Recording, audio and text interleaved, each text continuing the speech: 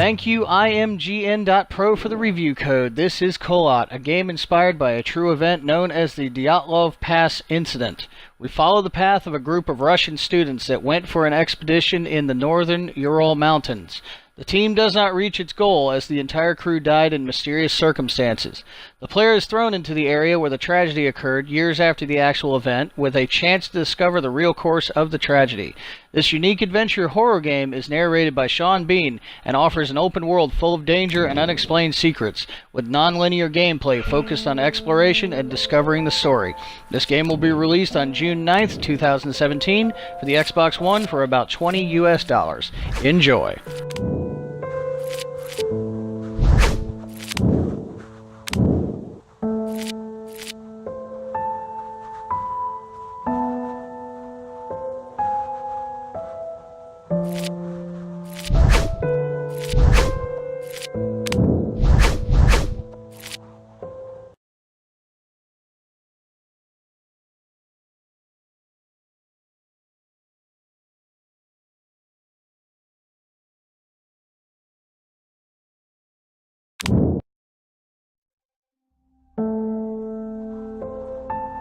"56 years ago, Russia, the northern Ural Mountains. A group of 9 students of the Ural Polytechnic Institute embarked upon a difficult winter expedition to reach the Otorten mountain. Their journey seemed to progress according to plan. However, on the 7th day of their trip, the weather conditions worsened. They lost their orientation and were forced to set up a camp on the slope of the mountain called Kholat Siakal. It was their last stop. 3 weeks later in Yekaterinburg, when their families received no word of their success, the first rescue expeditions were sent.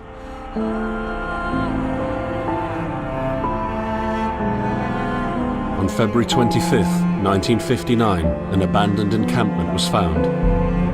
The tent was torn down and covered with snow, with all the group's belongings left inside. Further examination revealed it was cut from inside out. The surrounding footprints indicated the crew had fled the tent. They were barefooted. This suggests a frantic escape, characteristic of people scared out of their wits. 2 sets of prints led to a forested area down the slope. The rescue team found an improvised fireplace and 2 bodies. They were lying in but their underwear, with cuts and scratches to their limbs, suggesting they had tried to climb the tree in panic. What could terrify them so much? The next 3 bodies were found scattered a few hundred meters from the first discovery. One of them had suffered a fractured skull, this despite no evidence of a struggle. It took the spring thaw 2 months later to enable the rescue team to find the rest of the victims. The last 4 skiers were found buried in a thick layer of ice and snow. Their autopsies led to even more bizarre findings. All of the bodies had severe internal injuries caused by an undetermined force, similar to that of a serious car accident. No external damage nor bruises were visible, besides a tongue ripped from one victim's mouth and a strange orange skin color. Much speculation arose from these puzzling events. Such theories included attack from the local tribesmen, from an avalanche, or animals. Each theory, however, only served to create more questions. The truth behind this tragic course of events remains unexplained to this day. What really happened? Maybe the answer still waits to be discovered, deep under the snow.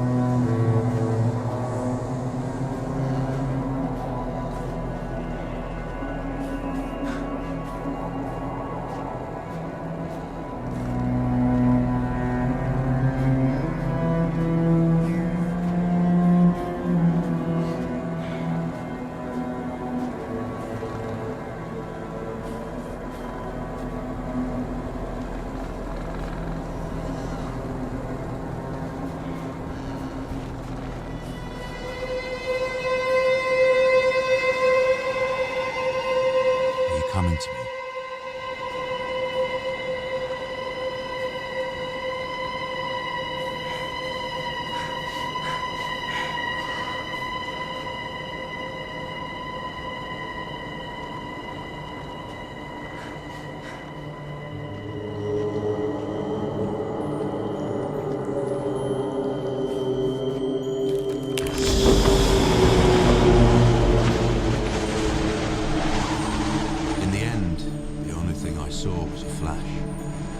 Insufferable burning light, the pain ripping apart my body.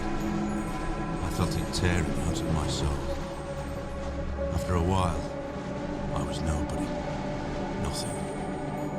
The light went out and I vanished into overwhelming darkness. I welcomed the end with delight.